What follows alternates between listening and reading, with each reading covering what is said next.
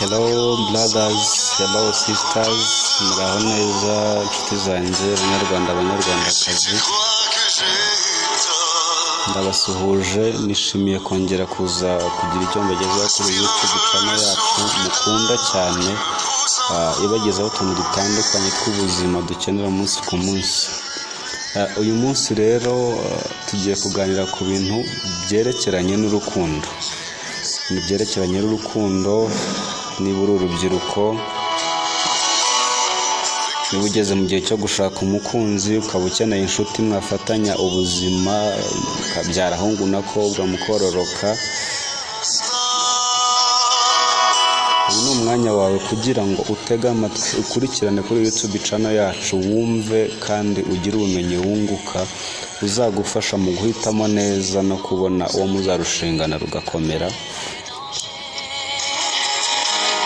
Ngiye kubarondorera rero ibintu bitanu twabonye bishobora gufasha mu mahitamo meza kugira ngo uhitemo uwo muzabana, mukomezanye inzira y'ubuzima, mugire ibyo mugeraho mu byo mwiyemeje kugeraho.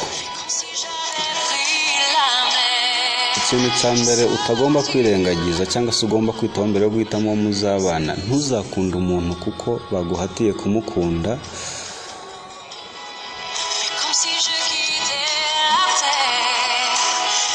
Icya kabiri, ntuzakunde umuntu kuko bagusobanuriye ibyiza bye maze uhita ufata umwanzuro wo kumukunda kuko bagusobanuriye ibyo byiza bimuranga.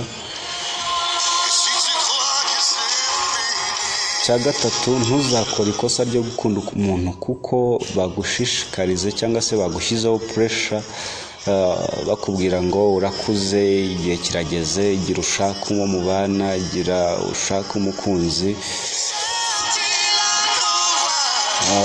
Icya kane, ntuzakunda umuntu kuko afite akazi keza cyangwa se afite ibyo akora byiza bifite ibyo bimwinjiriza byinshi. Ikindi, ntuzakunda umuntu kuko avuka mu muryango ukomeye cyangwa se umuryango w'utunzi bya mirenge. Mu kanya gato turaje tugire ibyo tuganiraho, tubisobanukirwe neza, tumenye ngo ese kubera iki izi point eshanu zikwiye kwitabwaho mu gihe umuntu ahitamo uwo bazakundana cyangwa se uwo bazabana bagakomezanya urugendo rw'ubuzima. Gahu and Celine Dion bagira bati si lova.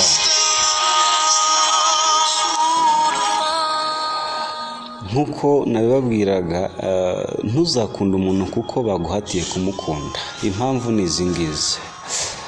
Iyo umuntu baguhatiye kumukunda bakubwira bati kunda runaka, arakubereye, muraberanye, ibi bijya bibaho cyane cyane ku rubyiruko. Abatipe baba bari hamwe bakabwira umusore bati you know what, ukwiye gukunda runaka kuko ni mwiza, murajyanye, tubona mwahuza, tubona byacamo. Ingaruka zabyo ni izi ngizi. Igihe ukunze umuntu ari abantu bamuguhatiye cyangwa se bakubwiye ngo mukunde, igihe cyose azakora ikosa mu buzima ntabwo uzibuka ko wamukunze, ahubwo uzibuka ko ari abantu baguhatiye ngo umukunde. Wibuke ko nta marangamutima yawe yigeze amugusunikiraho, ahubwo bo aribo bagufosinze kugira ngo mukunde. Icyo gihe uzatangira kwicuza. Niyo mpamvu rero udakwiye gukunda umuntu kuko wahatiwe kumukunda.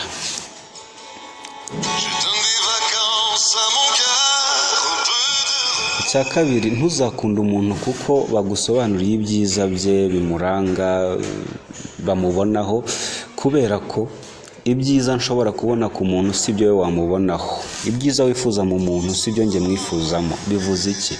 Ukwiye kureba ku byawe, ku marangamutima yawe. Niba kuko amarangamutima yakwereka ko uwo muntu afite ibyiza umutima wawe ukeneye, nibwo ukwiye gufata umwanzuro wo kumukunda, instead yo kuvuga ngo bambwiye ngo ni mwiza, agira umutima mwiza, avuga neza, aseka neza.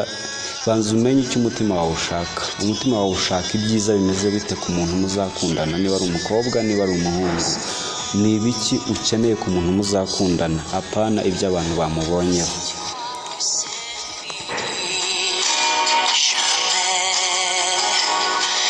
Icya gatatu, ntuzakunda umuntu kuko bagushizeho pressure bakubwira ngo urashaje, you know what, urakuze, igihe kirageze. wowe ubwawe ni wowe ukwiye kumenya ngo igihe kirageze, ni wowe ukwiye kumenya ngo uyu ni wo mwanya wo kwinjira mu rukundo, ni wowe ukwiye kumenya ngo uyu ni wo mwanya wo kujya mu rukundo, nkakunda umuntu tugakundana tukagira aho tuva n'aho tugera. Ni wowe ukwiye kumenya ngo umutima wanjye ndumva ugeze ku rwego nkwiye kugira uwo nkunda, tugahuza tukagira ibyo twumvikanaho, ibyo dukora umunsi ku munsi, tugaterana intambwe y'ubuzima, tukacivinga byinshi mu buzima. Ni wowe ukwiye kumenya ngo iki ni cyo gihe.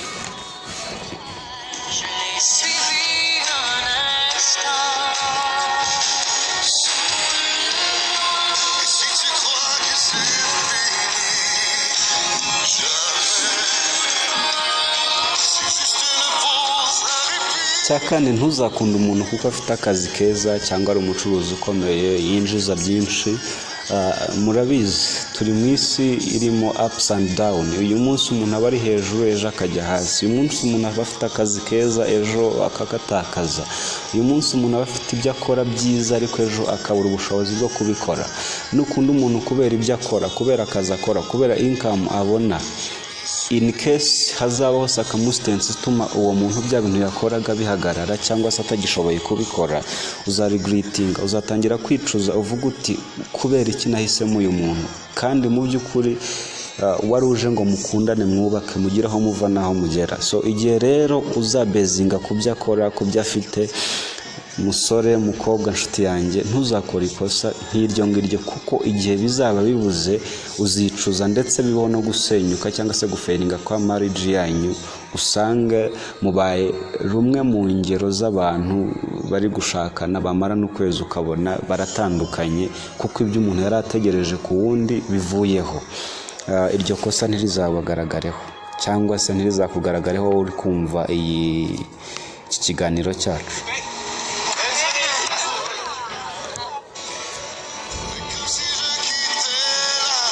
Icya nyuma ari nacyo cya gatanu, gusa tuzavuga n'ibindi byinshi, nawe ubwawe wabona ibindi byinshi, ariko njye ibyo nabashije kubona uyu munsi ni ibi ngibi. Ntuzakunda umuntu kuko avuka mu muryango ukomeye, kuko avuka mu muryango ufite ibintu runaka, kubera ko igihe uzakunda umuntu kubera ibyo, uzamugeza mu rugo. Mwibuke ko umuntu yivukira, umuntu arivukira, umuntu akihigira, umuntu agira umugisha we. Ntago ababyeyi bafite ibyo bagufasha, bafite ibyo baguha, ariko ntago ari bo batuma bisustaininga. So ushobora gushaka rero umuntu ugendeye ku muryango we uko uhagaze, watangira kumutuma iwanyu mufite ibigenduza n'ibi akanga, cyangwa se atanabyanga n'iwabo ntibabimuhe, bigatangira guteza amakimbirane muri wa mubano wanyu mufitanye. Icyo gihe bizaba ibibazo. Kunda umuntu utiteze ko avuka mu muryango ufite ibintu runaka, nibinabaho akagira iby'iwabo bamuha ngo aze yubaka umuryango we, nawe bizaba ari umugisha, bizaza ari inyongera mu rukundo rwanyu rutashingiye ku kintu icyo ari cyo cyose. Ni ibintu bizagufasha mu rushako cyangwa se no muri kapo yawe uri kubaka uyu munsi. Twakwanzura tugira tuti rero, gukunda ntabwo ari agahato, gukunda ntabwo ari ukwigana, gukunda ntabwo ari amarushanwa, ahubwo gukunda ni emotions ziza mu muntu, n'amarangamutima. Wowe ukumva ko igihe kigeze, ukumva ko ukwiye gukunda umuntu, hanyuma ukamurambagiza ushingiye kuri emotions zawe, kuri feelings zawe, ariko ziri out of wealth, zidafite aho zihuriye n'ubutunzi, kuko ubutunzi burashira. Iyo mwubakiye kuri ibyo rero, ibyo bindi bikaza nyuma by'ubutunzi, support zo mu miryango, akazi, biza ari imigisha yongera muri rwa rukundo rufite. Imana ikabagirira neza, mukaguka, mugatera imbere. Navuga ngo kunda kuko igihe kigeze, kunda kuko ukunda, kandi ukunde uwo ukunda nawe ugukunda. Urukundo rurambe.